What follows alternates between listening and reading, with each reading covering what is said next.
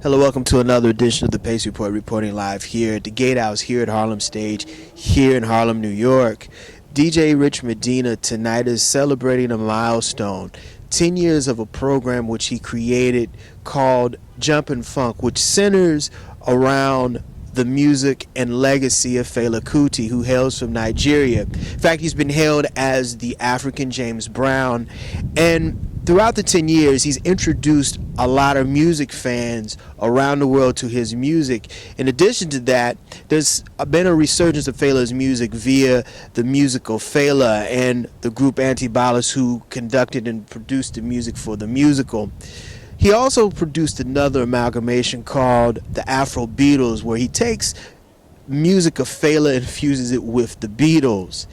Sit back, relax, and enjoy the sounds of Rich Medina.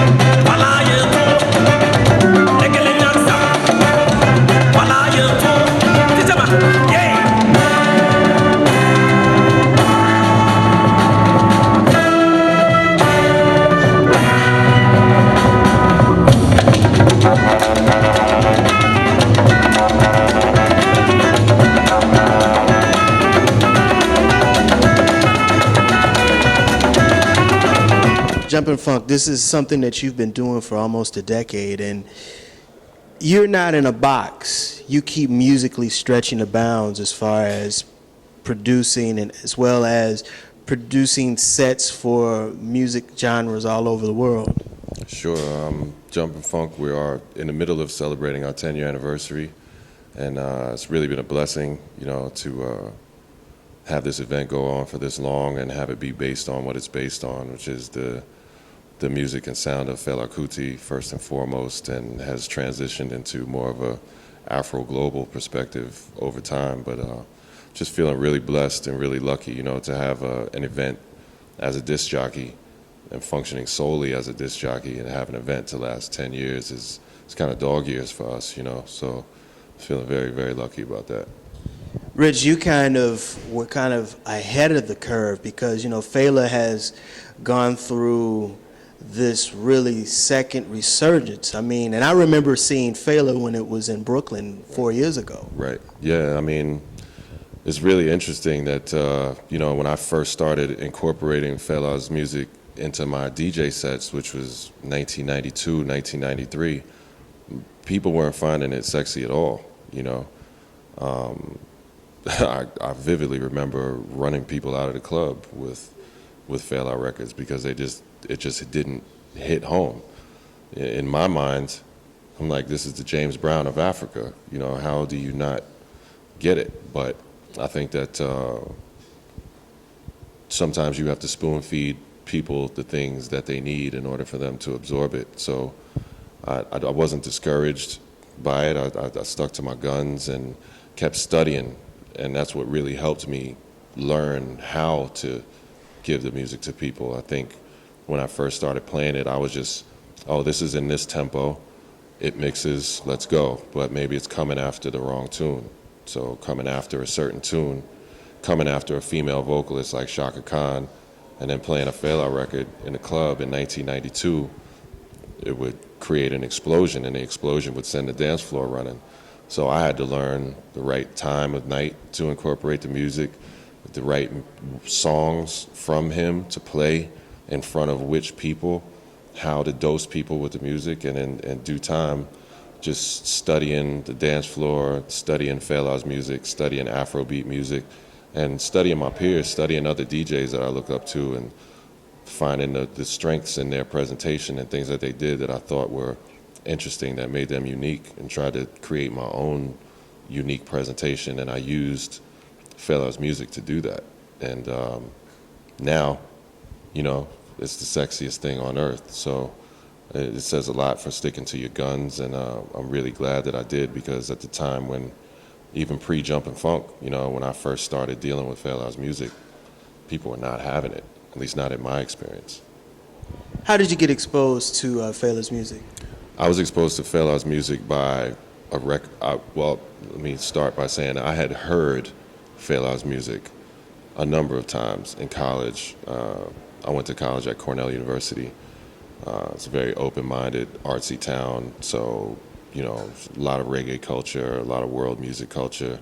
So I was hearing Fela's music there, but, you know, going to an Ivy League school and playing Division I basketball, you can only put your energy in so many places before you end up getting sent home.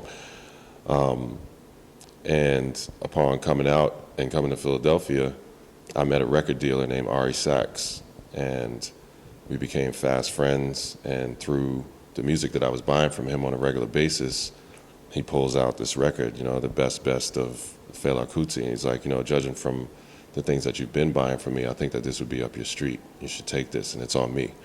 He gave it to me. Went home, put the record on, and I listened to it for a week straight. I don't think I listened to anything else for that week. And that's when I learned what the tree language is.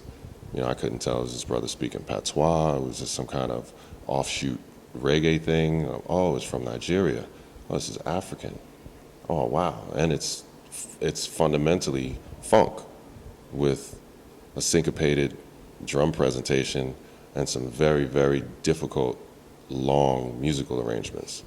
So as a musician and someone who's interested in presenting records, it just opened me up to a chasm of the black diaspora that was completely foreign to me. And, you know, black studies was my minor in school, so at the time when I was studying Fela stuff, I was still very heavy on that in terms of getting my book learning together and getting my knowledge of self together in that department. So it was personal for me.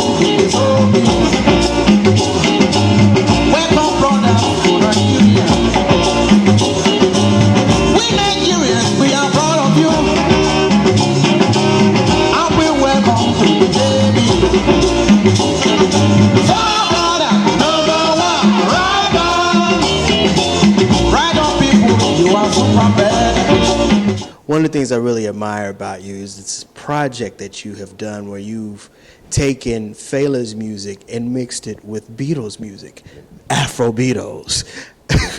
Where were you mentally when you put this together? Well, my partner Mark Hines and I had already done a project at the passing of Michael Jackson called The King Meets the President in Africa. And it was basically a mashup of Michael Jackson a cappellas with Fela Kuti music. And we got a great deal of critical acclaim for doing that. We didn't sell it. It wasn't anything for retail.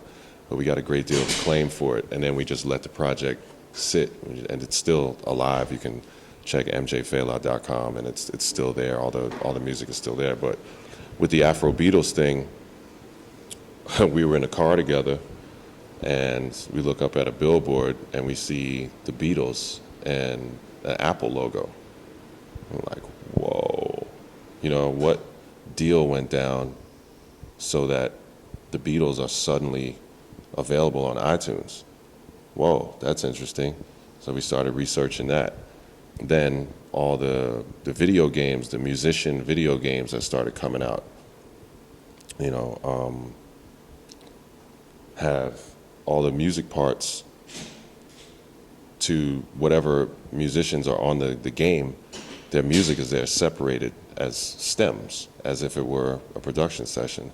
They're not in audio, they're in what's called MOG files, but we figured out how to get them. We figured out how to extract them, and we extracted them, and we're also very aware of the fact that Band on the Run, one of the Beatles' biggest albums, was recorded in Nigeria.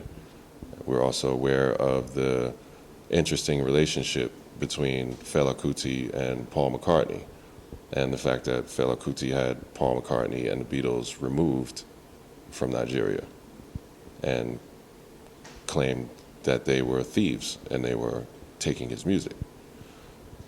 And no one had ever really addressed it. So for us, it was a layup.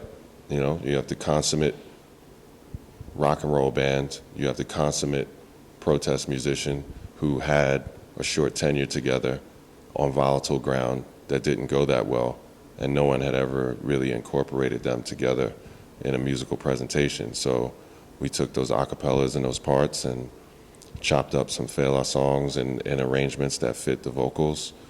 We went and pulled down as many Beatles videos as we could and as many Fela videos as we could and mashed those videos together along with the musical mashups and just kind of created a presentation that speaks to certain dichotomies that happen within music culture that don't really get addressed very much. So just trying our best to continue to beat people to the punch with the idea of addressing the intellectual side of making music and turning people on to information about artists that they think they know everything about. That'll do it again for another edition of the Pace Report, reporting live here at the Gatehouse here at Harlem Stage here in Harlem, New York. I'd like to personally thank Rich Medina for his time, as well as the staff and management here at the Gatehouse here at Harlem Stage. As always, please visit my website, www.thepacereport.com, for my weekly column as well as my past segments. Until next time, remember, if it's in the groove, it'll make you move. Until next time, peace. Condiciones que se nos devuelven, localice, condiciones.